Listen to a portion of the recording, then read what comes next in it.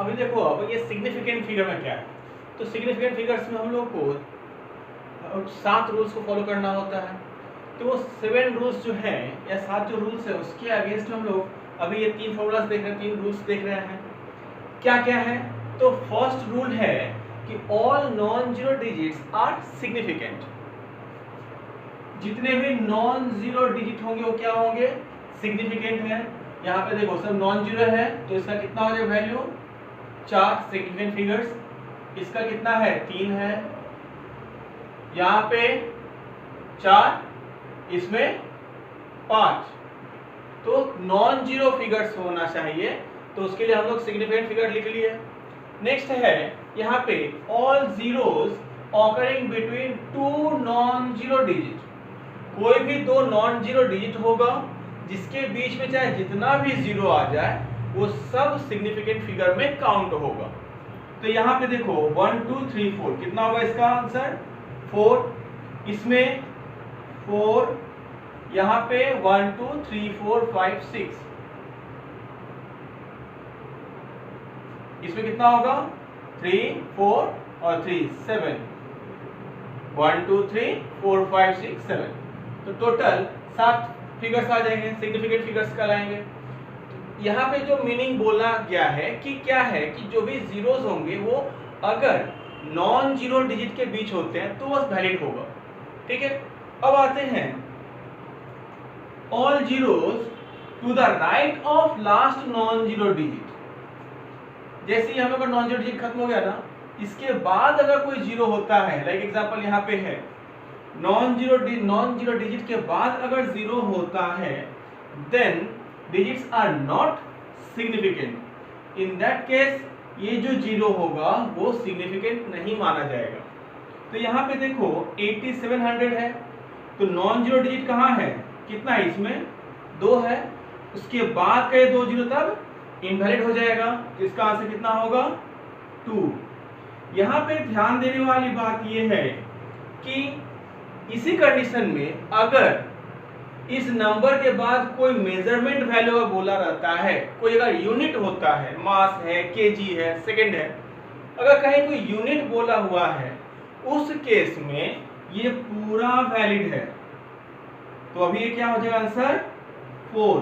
देखो figure same है लेकिन यहाँ पे कोई यूनिट नहीं था, इसलिए इसका आंसर ये 2 जीरो क्या हुआ? इनवैलिड हो गया। और यहाँ पे यूनिट है इसीलिए पूरा का पूरा वैलिड होगा।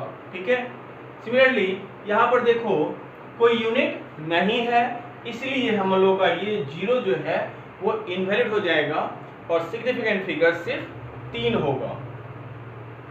इस केस में देखो यहाँ पर नंबर से बाद में मेजरमेंट यूनिट दिया हुआ है तो ये पूरा ही वैलिड है। कितना हुआ इसका? 4। क्लियर है? अब हम लोग रूल नंबर 4 देखेंगे। रूल नंबर 4 में क्या है?